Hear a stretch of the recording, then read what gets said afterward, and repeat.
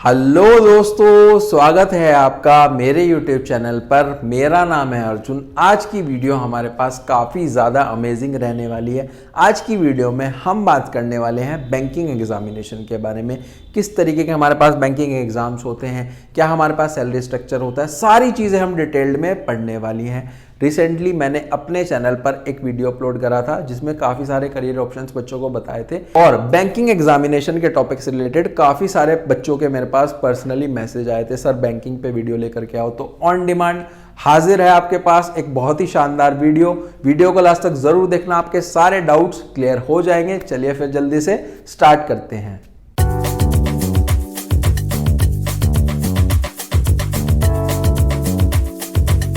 देखो, स्टार्ट करने से पहले सबसे पहले हम ये डिस्कस करेंगे कि बैंकिंग को एज अ करियर चूज करना क्यों हमारे पास यहाँ पर जरूरी हो जाता है। देखो, सबसे पहली चीज़ यहाँ पर क्या है कि जॉब सिक्योरिटी। जब आपकी यहाँ पर जॉब लगेगी तो आपकी जो सबसे पहली चीज़ देखने के लिए मिल जाएगी वो मिल जाएगी सर यहाँ पर जॉब सिक्योरिटी। उसके बाद अगर मैं बात करूँ, जॉब सिक्योरिटी है तो एक स्टेबिलिटी भी आ जाती है कहीं ना कहीं।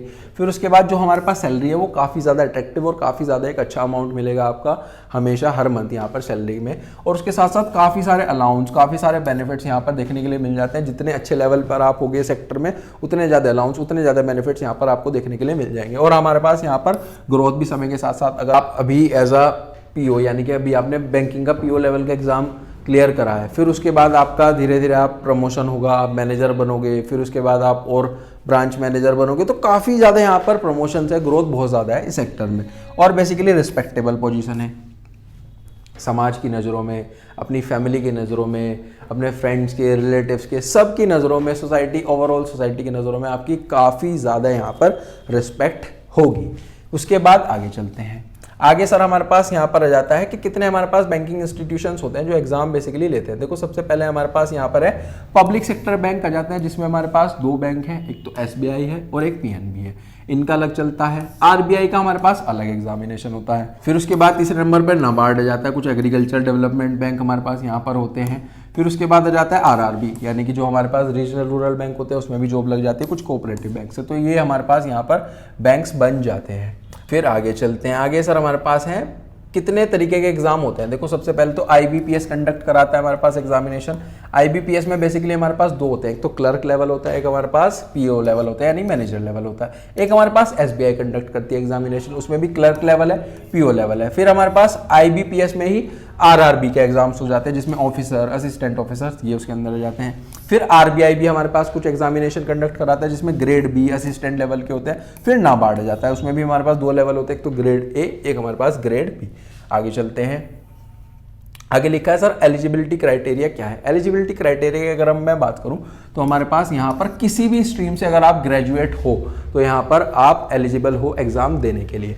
उसके बाद जो आपकी एज है वो 20 से 30 के बीच में होनी चाहिए। वो डिपेंड करता है कि कौन सा आप एग्जाम दे रहे हो, आप पीओ लेवल का एग्जाम दे रहे हो, आप क्लरिकल लेवल का एग्जाम दे रहे हो, उस चीज़ पे डिपेंड करता है। और हमारे पास कुछ एज में रिलैक्सेशन भी मिल जाता है, इसमें डिपेंड करता है आप किस कैटेगरी से हो। अगर आप ओबीसी से हो, एससी से हो, एसटी से हो, तो हमारे पास कुछ यहाँ पर कैटेगराइजेशन मिल जाता है, जनरल कैटेगरी के लिए नहीं होता है यहाँ पर।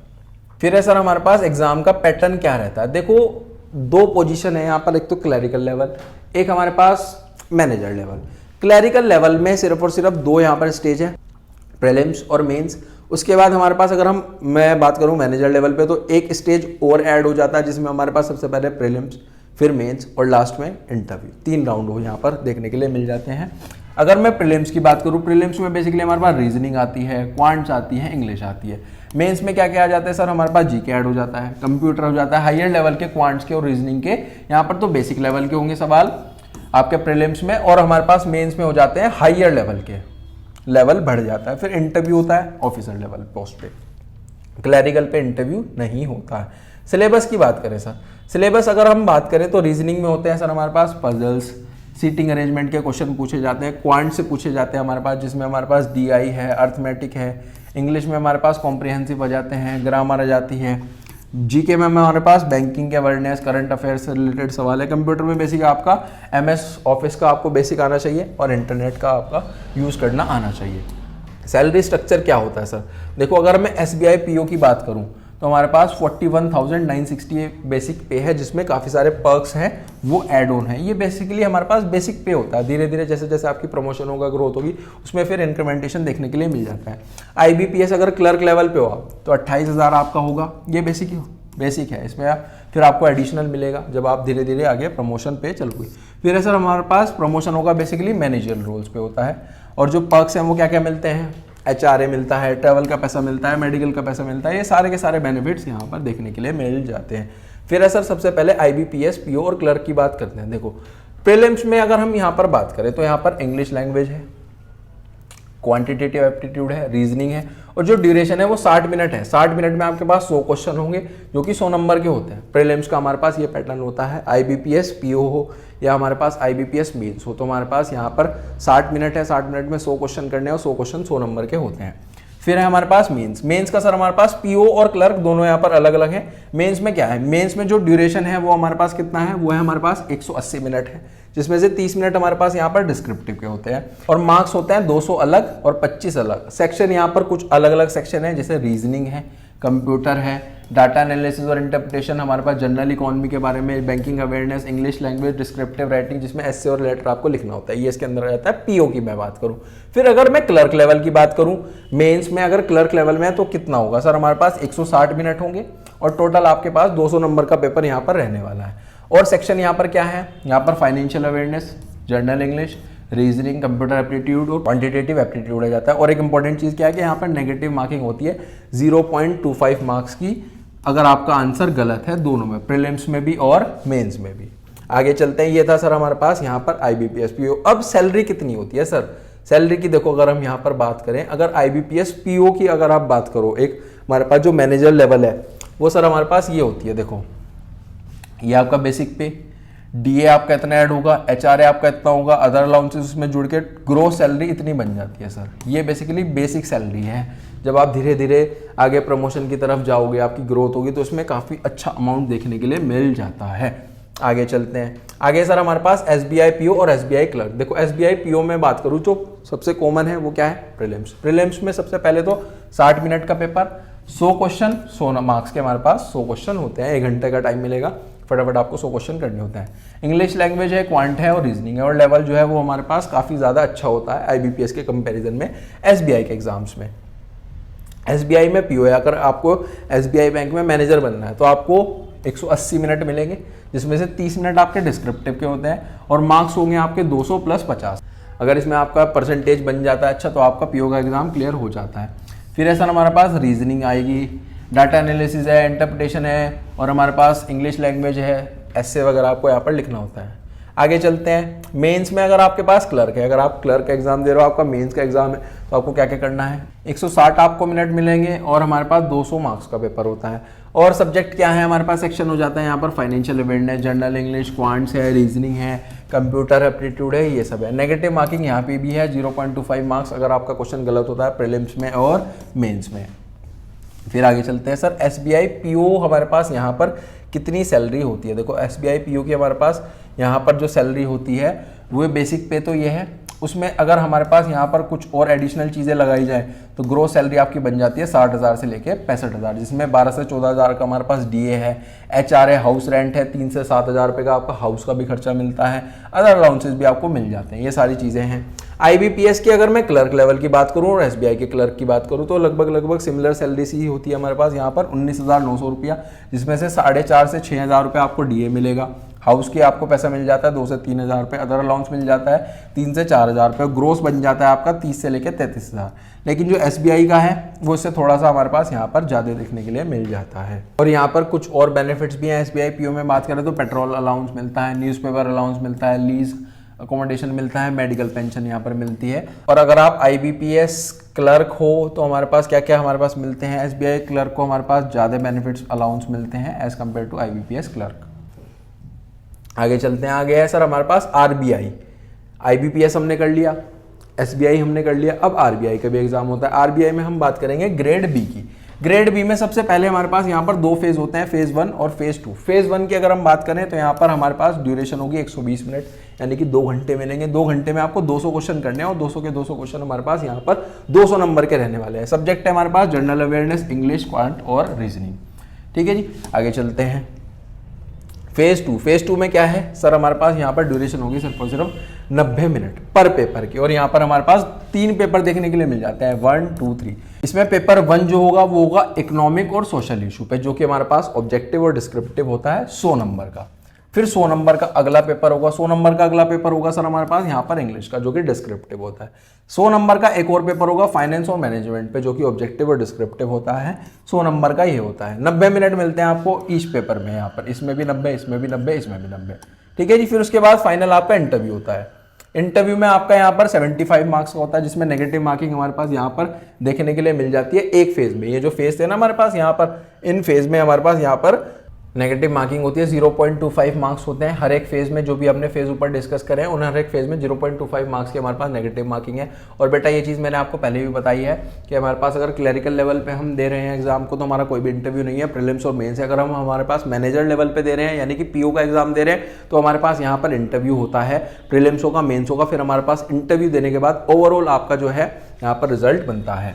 फिर सर हम यहाँ पर डिस्कस कर लेते हैं सैलरी कितनी होती है अगर आप आरबीआई ग्रेड बी में जो है क्लियर करते हो। बेसिक पे देखो यहाँ पर 55,200 से है, 20,000 रुपये डीए है, हाउस का आपको पैसा मिलता है 5 से 7,000, 10,000 रुपये अलग से अलाउंस मिलते हैं, तो 80 से 85 आरबीआई में बेटा लगभग 80 से 85,000 रुपये आपके हाथ में होंगे हर महीने। ये तो बेसिक होता है, और उसमें भी आपका धीरे धीरे ग्रोथ होगी, प्रमोशन होगा, बढ़ता जाएगा।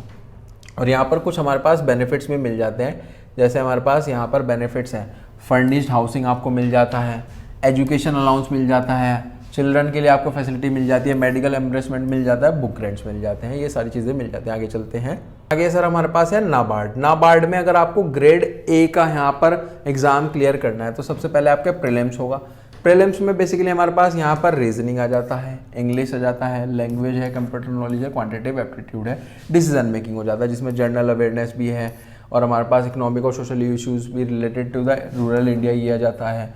ये बेसिकली हमारे पास 200 क्वेश्चन होते हैं, 200 नंबर के और 120 मिनट। फिर उसके बाद है सर हमारे पास मेंस। मेंस में आपके 2 पेपर होते हैं, पेपर 1, पेपर 2, ड्यूरेशन 90 मिनट होता है। एक एग्जाम आपका 90 मिनट का होगा, ये भी 100 नंबर का होगा, ये भी 100 नंबर का होगा। सबसे पहला पेपर डिस्क्रिप्टिव होगा जनरल इंग्लिश का। फिर उसके बाद जो दूसरा पेपर होता है इकोनॉमिक और सोशल इश्यूज पे होता है, जो भी एग्रीकल्चर और रूरल डेवलपमेंट में है। ये हमारे पास ऑब्जेक्टिव देखने के लिए मिल जाता है, और नेगेटिव मार्किंग है 0.25 की। कोई भी क्वेश्चन गलत होता है अगर हमारे पास यहाँ पर प्रीलिम्स में। फिर नाबार्ड ग्रेड ए ऑफिसर की सैलरी कितनी होती है सर, वो होती है सर हमारे पास 44,500 रुपये बेसिक है, 15 से 18,000 डीए है, हाउस का मिलता है 5,3500 के आसपास। हमारे पास अदर पर्क अलाउंसेस भी हैं जो कि 10,000 है। टोटल आपका पैसा बैठता है 70 से 75,000 रुपये। आगे भी बढ़ जाएगा जैसे जैसे ग्रोथ और प्रमोशन होगी। देखो प्रमोशन और ग्रोथ कैसे देखने के लिए मिल जाती है, जो भी क्लर्क हैं, क्लरिकल से आप ऑफिसर बन जाते हो, इंटरनल प्रमोशनल हमारे पास यहाँ पर एग्जाम्स होते हैं उनकी मदद से। पीओ से आप मैनेजर बनते हो, मैनेजर से आप एजीएम बनते हो, फिर डीजीएम बनते हो, फिर जनरल मैनेजर बनते हो, फिर सीजीएम बनते हो, फिर हमारे पास यहाँ पर एग्जीक्यूटिव डायरेक्टर बनते हो, फिर हमारे पास यहाँ पर चेयरमैन एमडी, यहाँ तक से आप जा सकते हो। लेकिन स्टार्ट कहाँ से होगा, स्टार्ट होगा सर हमारे पास यहाँ पर पीओ लेवल से। आगे चलते हैं। अगर आप आरबीआई में हो, नाबार्ड में हो, तो यहाँ पर फास्ट ट्रैक प्रमोशन होता है, प्रमोशन बहुत तेजी से होता है। अगर आप ग्रेड बी में हो, ग्रेड ए ऑफिसर्स में हो, बेसिकली उनका काफ़ी ज़्यादा यहाँ पर देखने के लिए मिल जाता है। अब सर लास्ट स्टेप हमारे पास आ जाते हैं कुछ प्रिपरेशन टिप्स क्या हो सकती हैं। देखो सबसे पहले तो एक स्टडी प्लान को फॉलो करना है, ज़्यादा से ज़्यादा आप मॉक टेस्ट को रेगुलरली प्रैक्टिस करो, क्योंकि क्वेश्चंस को यहाँ पर सॉल्व करना एक अलग चीज़ होती है, with in the time solve करना एक अलग बहुत इंपॉर्टेंट चीज़ है। यहाँ पर टाइम ड्यूरेशन काफ़ी कम होता है कि 60 मिनट है, कुछ एग्जाम्स में आपने देखा प्रीलिम्स में 60 मिनट हैं, और 100 क्वेश्चन 100 नंबर के, और वो भी सारे के सारे हमारे पास यहाँ पर एमसीक्यू बेस्ड। तो यहाँ पर तो हमारे पास काफ़ी ज़्यादा आपकी स्पीड होनी चाहिए। फिर आपके पास जो भी आपके वीक एरियाज पे उन पे फोकस करो, क्योंकि सब्जेक्ट्स भी रीजनिंग है, क्वांट्स हैं, और हमारे पास एप्टीट्यूड है, बैंकिंग अवेयरनेस है, इंग्लिश है। सब बच्चे हर एक सब्जेक्ट में तो परफेक्ट नहीं हो सकते ना, कुछ तो आपके वीक एरियाज होंगे। जैसे कुछ बच्चों को रीजनिंग और क्वांट्स बहुत अच्छे से आता है, इंग्लिश और बैंकिंग अवेयरनेस में दिक्कत है, कुछ को ये अच्छा आता है, ऊपर वालों में प्रॉब्लम है। तो जो भी वीक एरियाज पे उन पे और ज़्यादा फोकस करो। डेली हमारे पास यहाँ पर न्यूज़पेपर पढ़ना शुरू करो, जो भी आपका जीके का पोर्शन होता है वो वहीं से हमारे पास यहाँ पर अच्छे से आप कंप्लीट कर पाओगे। फाइनल टिप्स और मोटिवेशन का सोर्स क्या हो सकता है। देखो सबसे पहले तो आपको यहाँ पर अर्ली स्टार्ट करना होगा, और बैंकिंग एग्जामिनेशन आप एलिजिबल होगे अभी अगर आप 12th क्लास में हो, या कोई भी बच्चा इस वीडियो को देख रहा है वो 12th से कम क्लास में है, ग्रेजुएशन के किसी भी साल में, ग्रेजुएशन के बाद बेटा आप इस एग्ज़ाम्स को देने के लिए एलिजिबल हो, तब तक का आपका टाइम है उसको प्रॉपर तरीके से यूटिलाइज करो, अपना एक प्रॉपर टाइम शेड्यूल बनाओ, अपना टाइम वेस्ट मत करो। अगर आपका टारगेट है, आपका एम है बैंकिंग का एग्ज़ाम लेना, इतनी अच्छी जो सैलरी मिलती है वो इस तरीके से नहीं मिलती है, काफ़ी सारा कंपटीशन भी है, उसको फेस करना पड़ेगा, तब जाके आपका एग्ज़ाम जो है वो यहाँ पर क्लियर हो पाएगा। फिर उसके बाद कंसिस्टेंट तो आपको रहना ही होगा, अपने आप को अपडेटेड रखो, अपडेट रखने के लिए न्यूज़पेपर्स पढ़ा करो, और हमारे पास यहाँ पर जितने भी नोटिफिकेशंस आते रहते हैं IBPS, SBI, RBI, उन नोटिफिकेशंस को देखा करो, आपको पता लग पाएगा किस तरीके से एग्ज़ाम का पैटर्न चल रहा है। PYQs को एक बार एनालाइज करके देखोगे किस तरीके का लेवल यहाँ पर आ रहा है। और अगर आपका कोई भी डाउट आता है कमेंट सेक्शन में आप मुझसे भी पूछ सकते हो। बिलीव इन योरसेल्फ, खुद पे विश्वास रखना काफ़ी ज़्यादा ज़रूरी है, तभी आपको इन एग्जामिनेशन में सक्सेस मिल पाएगी, तभी आपका जो गोल है वो अचीव हो पाएगा। अगर आपका कोई भी डाउट आता है आप कमेंट सेक्शन में मुझसे पूछ सकते हो। जैसे बच्चों ने, काफ़ी सारे बच्चों ने मुझे पर्सनली मैसेज करा था, सर आपने जो करियर ऑप्शंस बताए उसमें से UPSC का वीडियो बनाओ, बैंकिंग का वीडियो बनाओ, तो मैं वीडियो लेकर के आया आपके लिए। अगर आपको भी कोई सेपरेट वीडियो चाहिए किसी भी पर्टिकुलर हमारे पास यहाँ पर करियर फील्ड में, तो वो वीडियो आपको गारंटीड इस चैनल पर देखने के लिए मिलेगी। और अगर आप चैनल पर फर्स्ट टाइम आए हो तो चैनल को ज़्यादा से ज़्यादा सब्सक्राइब करें, वीडियोज़ को लाइक करें और शेयर करें अपने सभी दोस्तों के साथ। मिलते हैं नेक्स्ट वीडियो में, टिल देन थैंक यू।